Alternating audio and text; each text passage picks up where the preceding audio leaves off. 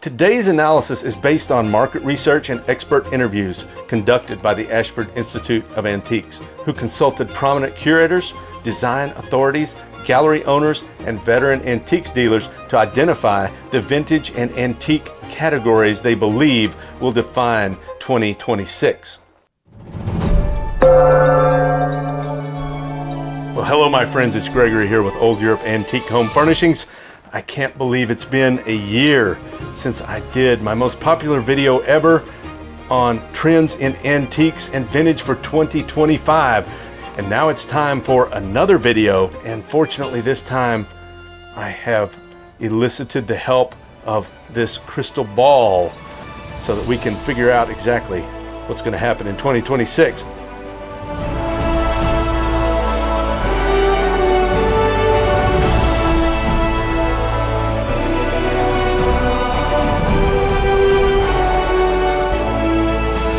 While many collectors view antiques through a lens of nostalgia, seeing them as bridges to the artistry of previous generations, professionals in the trade understand that the market is actually driven by something more precise.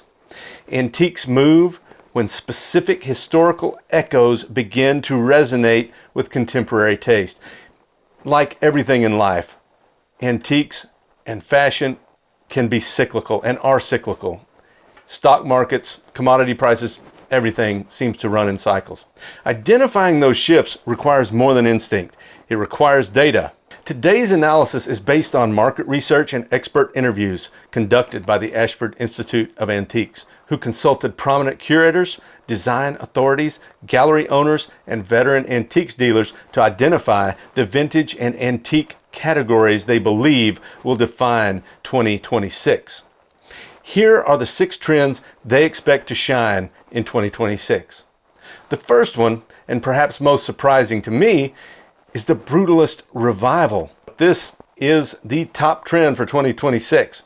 While some trends followed predictable paths, the sudden surge in demand for Brutalist furniture caught many dealers, including myself, off guard. Collectors are increasingly drawn to raw, unrefined, deeply textured pieces from the mid-century period. Heavy oak, jagged metal, poured concrete. Furniture that celebrates the honest use of materials rather than disguising them.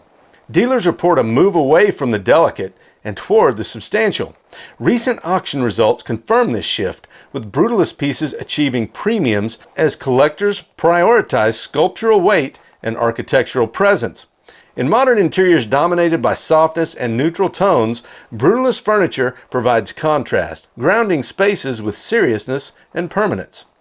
Now, the second major trend is the return of chrome and cool metals.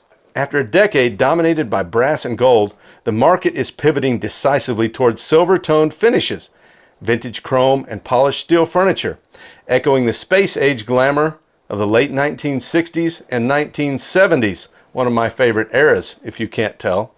By coincidence or not, silver, the commodity, has just hit $120 per ounce. Not sure if there's a connection there or not, maybe. Collectors are drawn to chrome's ability to reflect light and introduce crisp clarity into interiors. Cantilevered seating, chrome-based lighting, and sculptural steel pieces are selling faster than dealers can replace them. As it happens, I just bought 2 1950s stage lights to use in my video production, so that should be interesting. Younger buyers in particular are responding to the industrial yet elegant character of 1970s Italian steel and futuristic forms. The shift toward cool metals is unmistakable.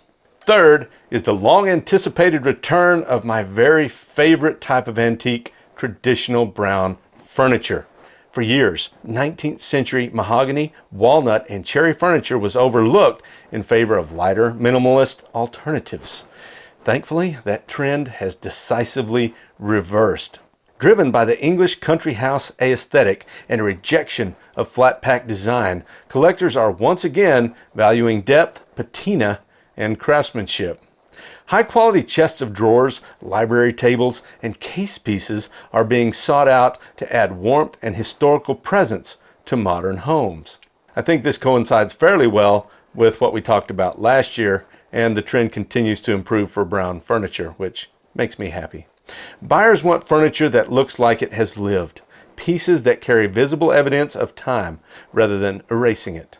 Now, the fourth trend is the mainstream arrival of 1980s postmodernism. What was once dismissed as kitsch is now being reevaluated as serious design. The bold geometry, black lacquer finishes, glass brick, and oversized modular forms of the 1980s are gaining renewed respect. As original pieces become scarcer, collectors are recognizing the architectural confidence of the era. These objects are not subtle. They define rooms rather than blending into them. This isn't nostalgia. It's a reassessment of avant-garde luxury. The fifth trend is a growing appetite for surrealist and whimsical decor. Dealers across Europe and the United States report rising demand for conversation pieces. Objects that surprise, amuse, or slightly unsettle. Trompe-l'oeil ceramics, oversized decorative forms, playful motifs, and eccentric curiosities are becoming essential elements of curated interiors. Buyers are increasingly drawn to uniqueness over perfection. If an object speaks a conversation, it succeeds. In today's market saturated with uniformity, strangeness has become a virtue. I should fit right in.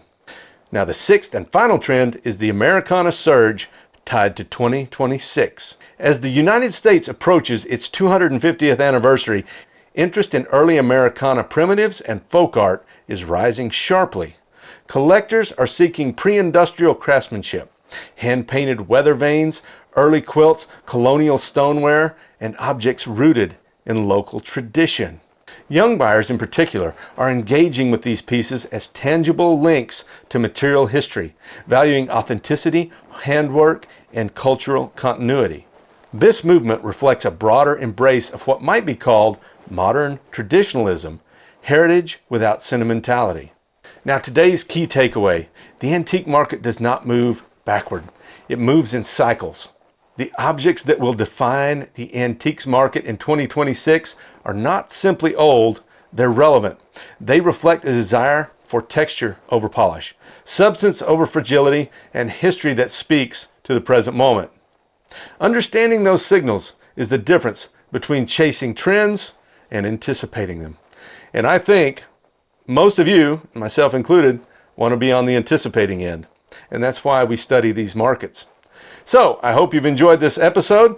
If you or one of your customers or clients should ever find themselves in need of antique home decor, I hope that you'll visit our website, www.oldeuropeantiques.com. Feel free to call me, email me, or text me. In the meantime, keep collecting, keep learning. We'll see you next time.